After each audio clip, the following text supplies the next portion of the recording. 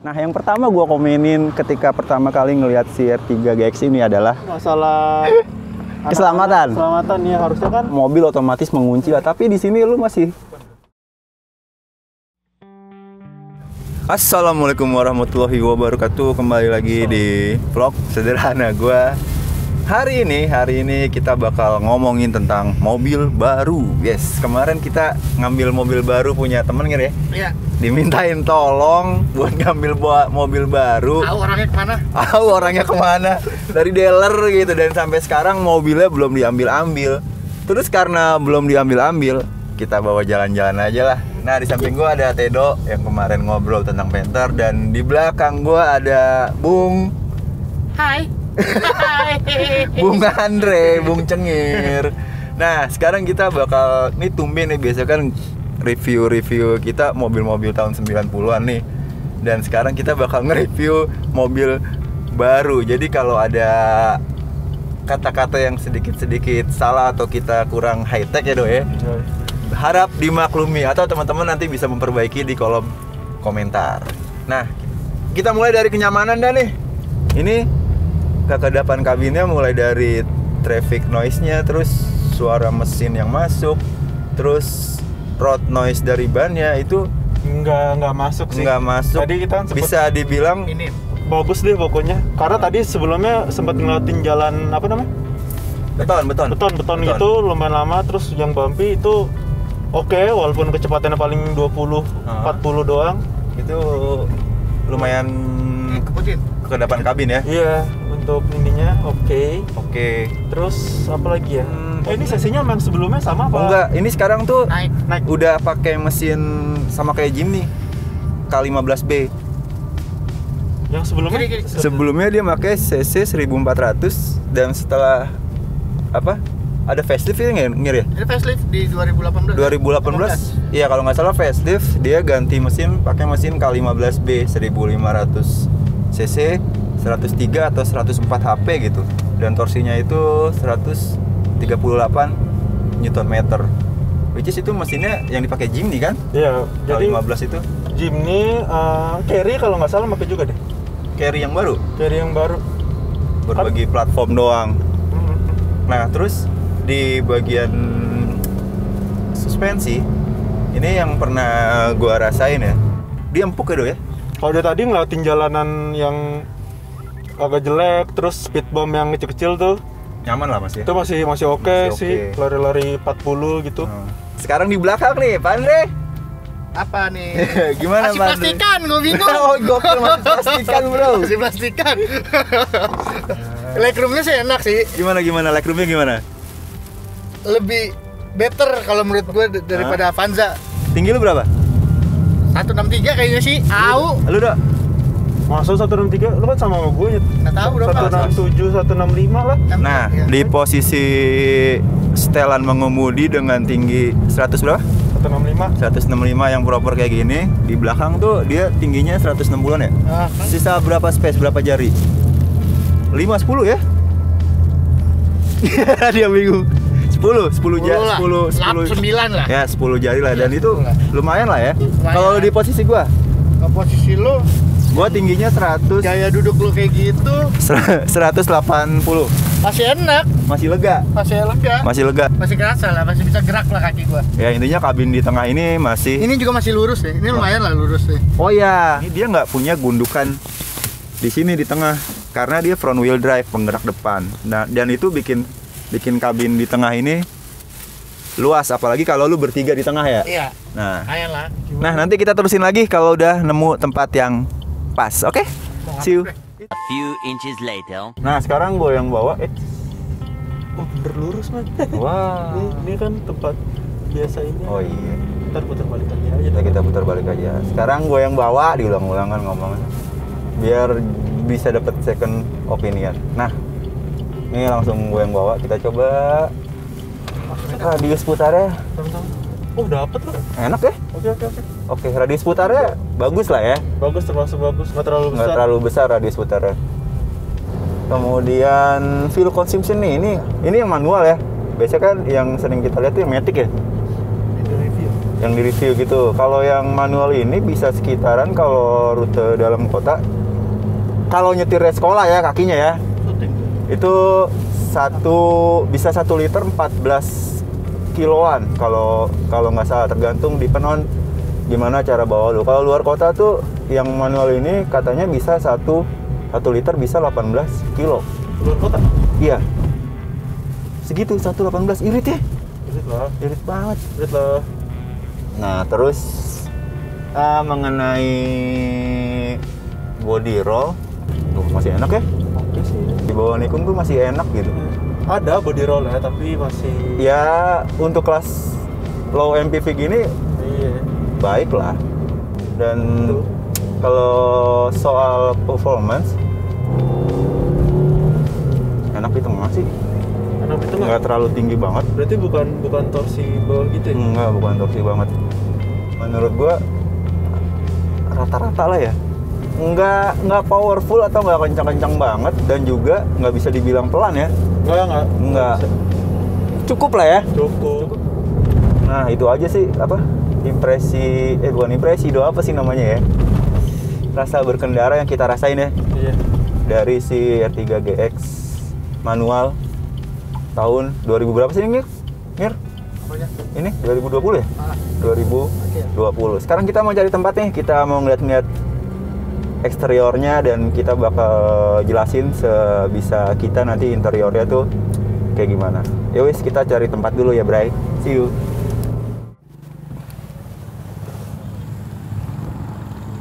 Oke, tadi kita udah nyobain impresi berkendara dari si R3 GX manual tahun 2020. Sekarang kita mau bahas tentang eksterior dari si R3 GX ini. Nah, yang pertama gue komenin ketika pertama kali ngelihat si R3 GX ini adalah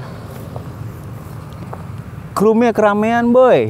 Jadi kayak di sini ada kayak garis putus-putus gitu yang bikin ini jadi rameh banget. Mungkin kalau lebih baik ini hitam kali ya.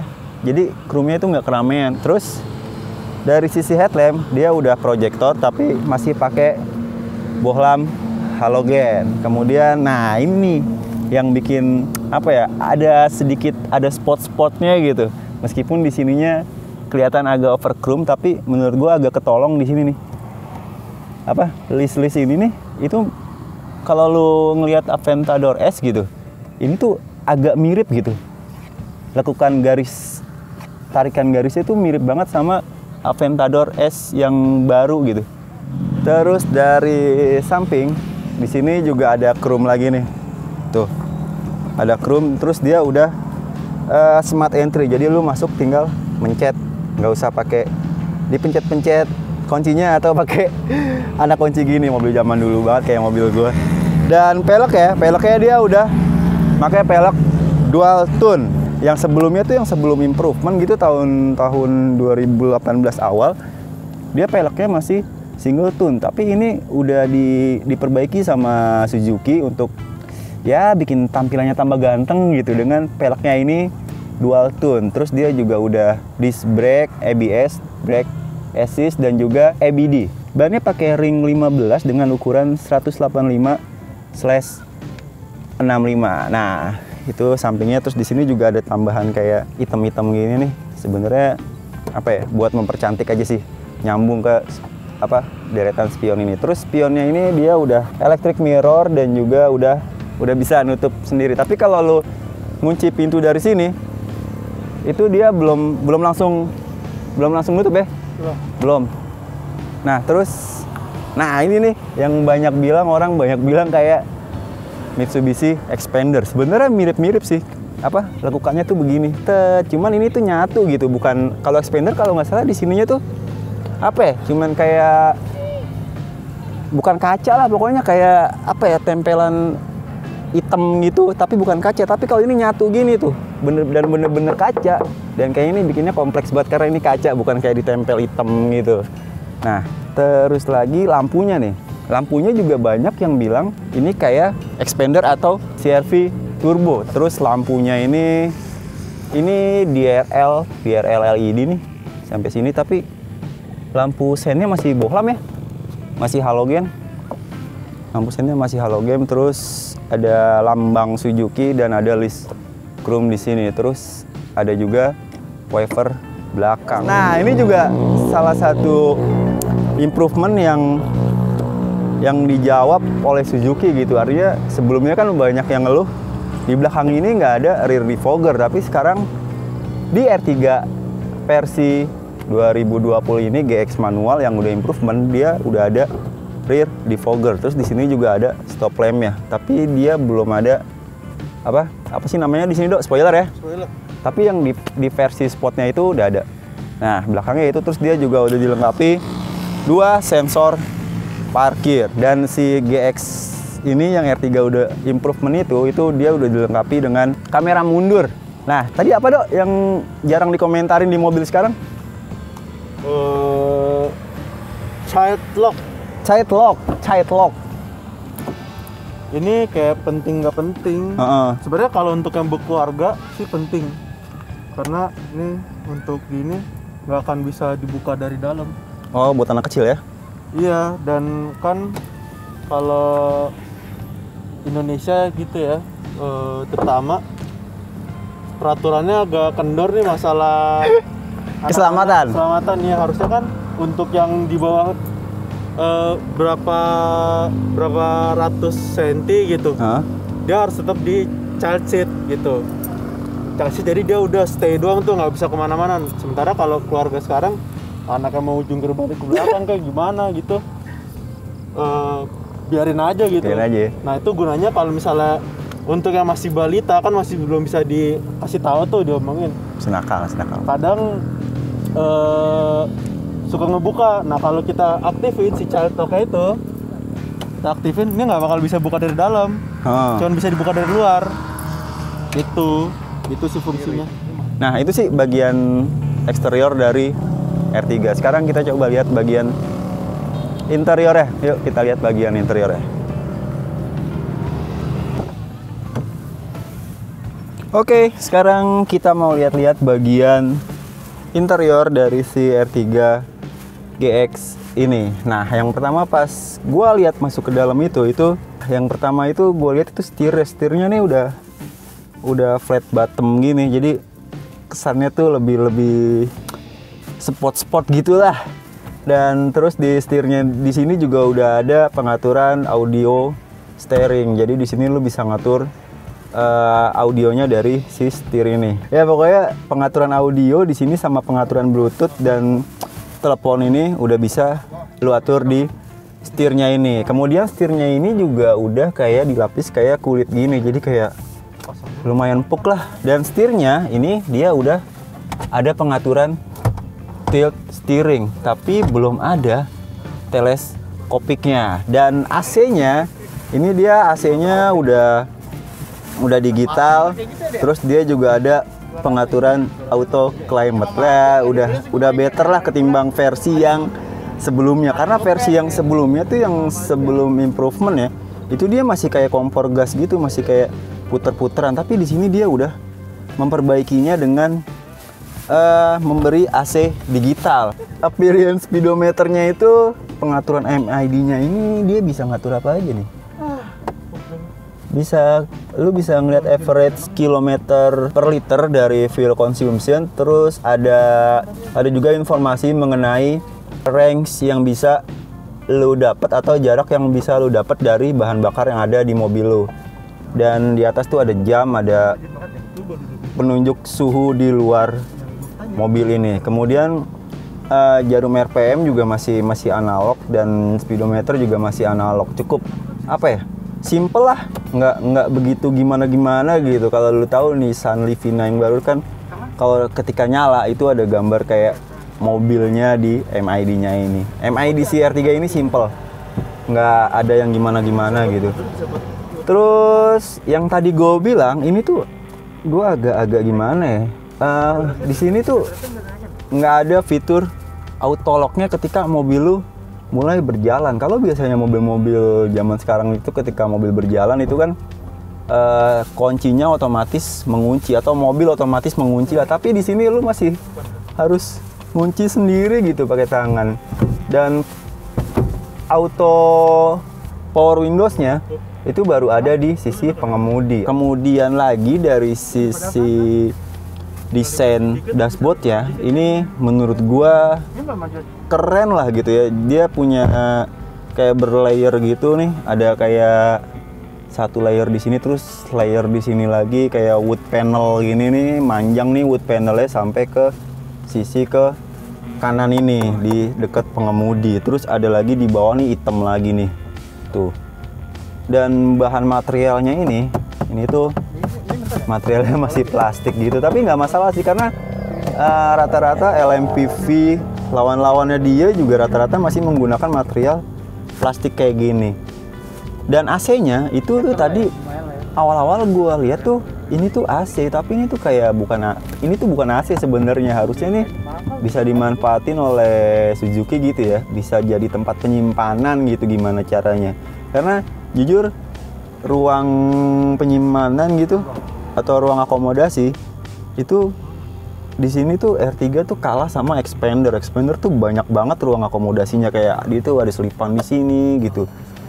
Tapi di sini si Suzuki ini walaupun ruang akomodasinya kurang gitu ya, tapi ada satu hal yang menurut gue itu penting banget ya. Dia tuh ada kayak chiller di sini. Jadi kayak chiller tuh kayak buat apa ya, mendinginkan kalau lu beli minuman kaleng yang butuh dingin, dan itu menurut gue cukup bermanfaat gitu. Kemudian di sisi door trim dia juga udah ada wood panel gini. Kemudian bahannya di sini materialnya plastik, tapi di sini dia ada fabrics nih. Di sini ada fabrics. Kemudian di sini juga ada buat auto retractable mirrornya dan juga pengaturan electric mirrornya. Di door trimnya itu lu bisa nyimpen satu botol aqua nih, botol aqua yang gede juga kayaknya masuk deh di sini nih. Cuman bisa satu botol nih, atau 2 botol juga bisa sih kayaknya, lumayan nih buat ruang penyimpanan. Terus di sini ada 4 buah dummy nih. Kalau yang di tipe sport di sini ada buat on off DRL lightnya. Terus di sini juga ada kalau nggak salah ESP-nya di sini ada nih, tapi di sini kosong jadi kayak dummy gini. Cuman ada sensor buat menonaktifkan sensor parking. Oh iya, dia juga udah dilengkapi dengan engine start stop button, artinya dia udah keyless, gak pakai colok-colokan buat nyalain mobilnya nih. Good. Nah, sayangnya lagi dia di sini nggak ada kayak console box gitu yang bisa lu manfaatin buat handrest. Itu kan lumayan ya kalau ada console box gitu bisa lu manfaatin buat handrest. Dan head unitnya, modenya itu dia udah bisa Bluetooth musik, kemudian USB, kemudian di sini lu bisa mengkoneksi handphone lu ke sini semacam Android gitu. Nah, intinya itu. Dan desainnya ini menurut gue udah kayak mobil-mobil mobil-mobil mewah zaman sekarang gitu. Rata-rata head unitnya tuh kayak misah gitu sama si dashboardnya ini. Nah, dia juga udah dilengkapi dengan airbag di sisi pengemudi dan juga di sisi penumpang depan bagian kanan. Dia udah dual airbag. Dan di sini vanity mirrornya dia belum ada. Di sini ininya belum ada kaca buat ngaca, dan di sisi penumpang itu udah ada, tapi belum ada lampunya. Terus lampu baca di sini tuh lampunya masih kuning ya, kayak mobil-mobil zaman dulu, lampunya masih kuning. Dan spionnya ini dia belum day night view ya, spionnya belum day night view tuh, polos, nggak bisa lu atur cetok-cetokannya gitu. Terus di sini juga ada AC nih. Buat ke depan nih ada 1, 2, 3, 4 kisi-kisi AC. Terus joknya ini bahannya fabrics, dan di sini ada pengaturan buat height adjuster dan juga reclining dan sliding. Dan itu bagian depannya, lega sih. Gue bilang ini mobil lega karena setahu gue itu R3 yang improvement sekarang itu desainnya menjadi membesar, yang otomatis membuat bagian kabinnya itu jadi lebih luas. Nah, ruang akomodasi itu di sini nih, ruang akomodasi buat nyimpen barang gitu. Dan ruang akomodasinya ini kecil nih. Pokoknya R3 ini intinya ruang akomodasi dan kompartemen buat nyimpen barang gitu itu nggak sebanyak si Expander. Dan sekarang Kita coba kepoin bagian tengahnya ini kayak gimana nih. Yuk kita coba kepoin. Nah sekarang kita coba kepoin bagian tengahnya. Nah ini mobilnya masih plastikan ya boy. Masih plastikan karena ini mobil minjem gitu, nggak enak kalau kita lepas. Sorry. Dan di belakang ini depan nih posisi mengendara gua tingginya 180 ya. Dan ini di belakang seperti yang tadi temen gua bilang itu emang lega gitu. Ini gua masih ada sisa space. Tadi lu berapa jari Ngir? 1 jengkal lah. Segini? 1 jengkal. 1 jengkal. Ini gua tiga jari. Tapi ini lumayan gitu, lega gitu kabinnya gitu. Terus dia ada kisi-kisi AC, walaupun nih AC-nya kayak double blower zaman-zaman 90-an banget. Ada 1, 2, 3, ada 4 kisi-kisi AC. Terus di sini ada juga setelan blowernya, mau semburannya mau gedenya seberapa. Dan dia bisa di sliding juga nih. Joknya bisa di sliding dan bisa di reclining. Intinya keluasan kabin di tengah ini si R3 GX ini itu luas gitu, nggak sempit dengan postur gua yang tinggi yang biasanya itu mepet banget nih legroom gua sama bangku di depan. Dan dia di sini ada ini. Nah, ini nih hand gripnya nih. Hand gripnya nih udah diperbaiki juga sama R3 ya. Tuh, nggak fix beginilah pokoknya. Kemudian ada lampu baca, tapi lampu bacanya nih kayak gimana ya? Kayak nggak ends banget begini doang, warnanya kuning lagi. Oh ya, di sini juga ada kayak power outlet lah di depan. Gue tadi lupa jelasin, dia juga ada power outlet. Terus di sini ada ruang penyimpanannya nih, tapi sempit banget, nggak luas gitu. R3 tuh ruang penyimpanannya sih yang kurang. Kemudian di sini ada handrest. Yes, masih plastikan nih coy, sorry. Di sini ada handrest yang ini juga sebuah improvement juga ya, yang sebelum ini tuh nggak ada gitu. Ini ada handrestnya, which is ini good deh. Kemudian dia juga udah dilengkapi dengan sabuk pengaman 3 titik. Sekarang kita kepoin bagian belakangnya. Bagian belakangnya luas apa enggak? Yuk. Sekarang kita coba kepoin bagian belakangnya. Buka dulu kali plastiknya ya. Yang punya, sorry nih. Kita buka dulu nih. Nah, dia apa ya, belum one touch tumble gitu ya, kayak Avanza kalau nggak salah udah one touch tumble deh. Dia kayak cuman dipencet gini, terus didorong. Tapi untungnya pas lu ngelangkah masuk ke bagian belakang itu di sini itu lumayan lebar gitu, nggak sempit banget. Nah, kita masuk nih. Nah, ini bagian paling maju doh ya, slidingnya, dan itu tuh lega gitu. Kalau kita coba mundurin lagi, sempit sih kalau dimajuin dikit, semana ya? Majuin dorong dikit. Nah, segini ya? Ya, masih. Ini lah, kalau dimajuin dikit, bener kata temen gue, ini lega loh buat ukuran tinggi gue ya. 180 nih, legroom gue masih cukup enak gitu. Tapi ya normal LMPV lah, di belakang pasti tegak gini ya, nggak nyaman banget. Di sini ada cup holder, terus nggak ada colokan 12 volt ya? Nggak ada colokan 12 volt, dan ada seat bed, dan di sini hand gripnya modelnya fix. Pokoknya intinya nggak sempit banget deh di belakang, tapi ya emang namanya di baris ketiga itu pasti nggak lebih nyaman dari depan atau di tengah. Nah sekarang kita lihat kapasitas bagasinya kayak gimana, yuk. Oke, tadi kita udah ngelihat interior ya sama kelegaan kabin. Sekarang kita mau ngelihat kapasitas bagasi dari si R3 ini. Nah, ini kapasitas bagasinya seperti ini, muat 2 koper kali ya? Iya, Dok. 2 koper. 2 koper sama 1 tas kayaknya. 2 koper sama tas ransel kali ya. Gimana diginiin? Nah, kalau si bangkunya ini kita tidurin, itu bisa lebih luas lagi, Bro. Tuh, ini tuh luas segini. Nah, kapasitasnya segini, muat berapa koper tuh?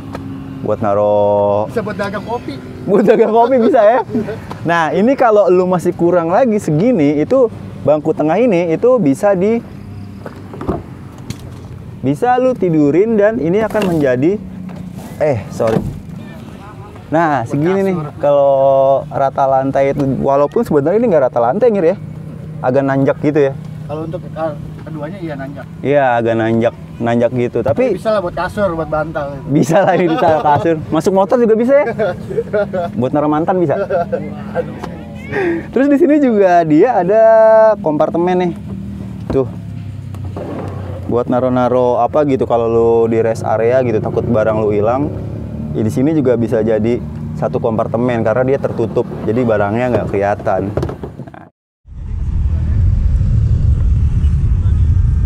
Mobil ini bisa jadi satu alternatif yang apa ya?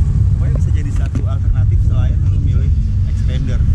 Dia lebih irit daripada Xpander. Tapi kompartemennya, ruang penyimpanannya itu nggak lebih banyak dari Xpander dan so pasti lebih fun to drive ketimbang mobil yang paling banyak laku. Apa Dre? Avanza. Ya wis. Dan ini range harganya berapa sih?